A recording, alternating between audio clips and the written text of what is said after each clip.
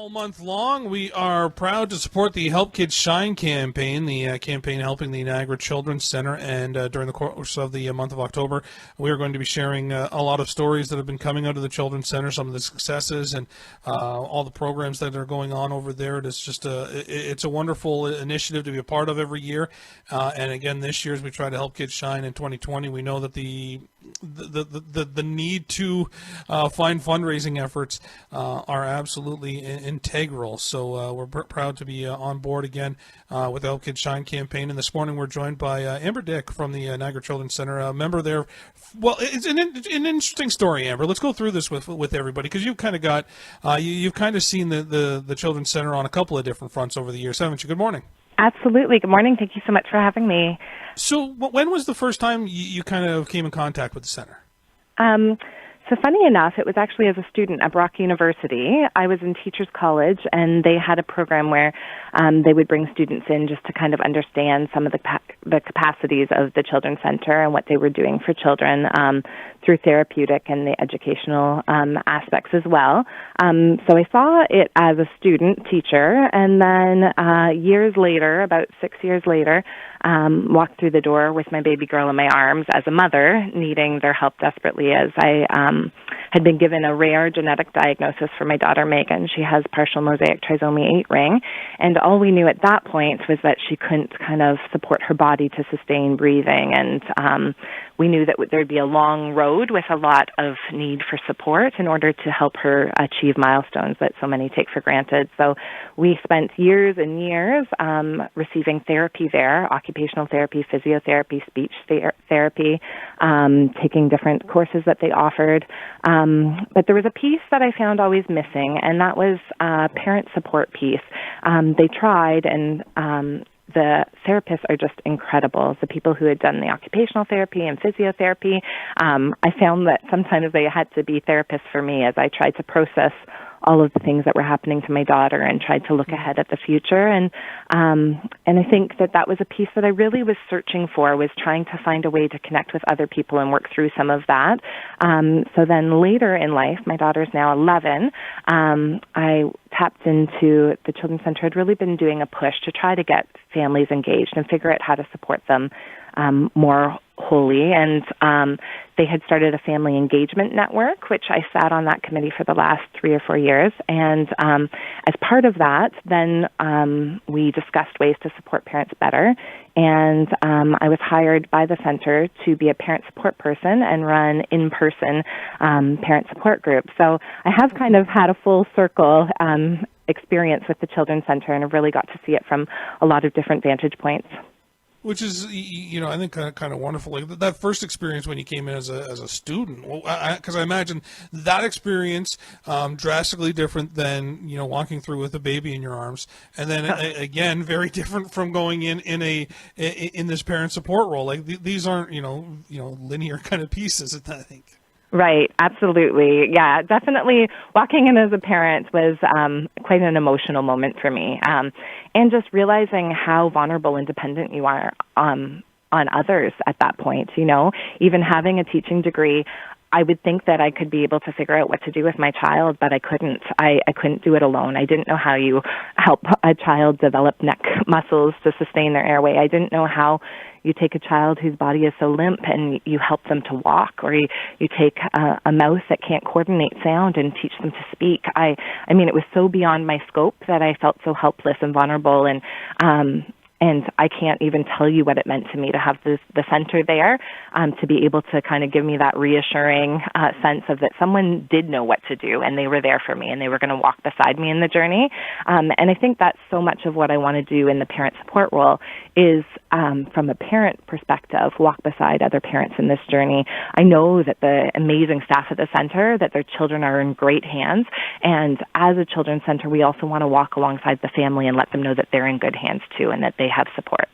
Because I would imagine like you were going in with a good background in education and some of the pieces of it, but that emotional part of it, it's a whole different playing field, right? Like it's a different game plan for the parents going in there. Oh, absolutely.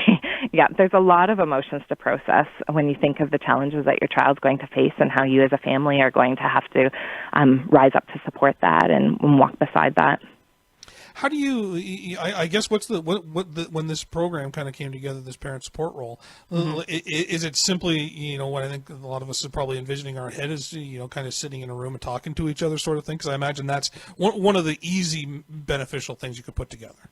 Absolutely, and it is a multi-pronged approach. Yeah. We try to offer an online group because the thing is with our population is there's parents that literally cannot leave their child, especially in times where care can be hit and miss within the home, and your child may have incredible medical complexities. So we do have that component, but we also do have that in-person time where you can meet with other parents and talk with them, and that in itself is cathartic and very helpful, just shared experiences and being able to brainstorm together and support each other just in that piece. But we do as well offer an educational component to it. So sometimes there'll be topics that are helpful that you're dealing with. So it can be anything from managing challenging behaviors to figuring out how to process time management and fitting in all the schedules and appointments that you have. It can be trying to handle holidays or things where there's transitions that may be challenging with a child with special needs. So sometimes we'll have a talk point that we kind of base our discussions around, but they certainly can take on a life of their own because we really do want to give parents the opportunity to kind of process whatever it is that they need to at that point. Well, and I think there's probably a pretty big desire from parents because whether you're a doctor or a welder or a fisherman sort of thing, like you're going in there with your kid. At the end of it, there's going to be a personal desire to know and understand more of what's happening and to be able to want to help more yourself, sort of thing.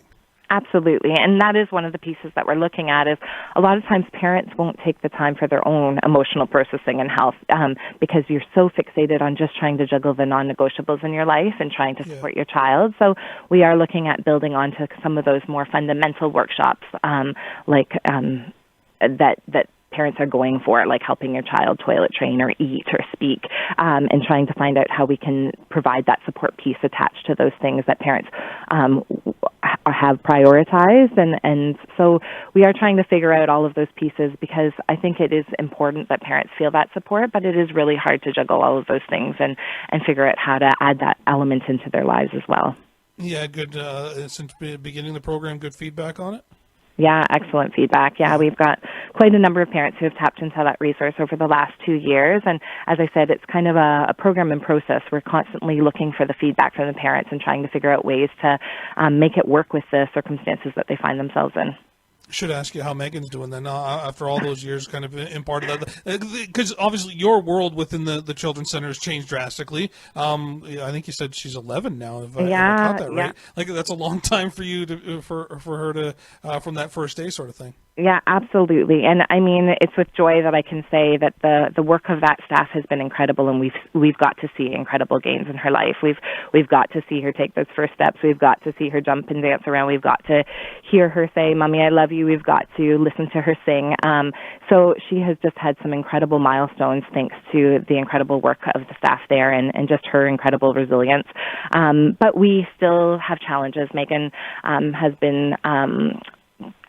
has different anatomy that is causing dislocations in her knees and different joint pain. So we are still working with physiotherapists there, occupational therapists there to try to figure out how to keep her mobile. And so we still see the Gait Lab there. And it's been incredible even during this time where in-person had been more challenging. We still had virtual meetings with the physiotherapist. So her knee just dislocated again this past week, and so trying to work with the physiotherapist to figure out, okay, what can we do to be strengthening the other muscles around it?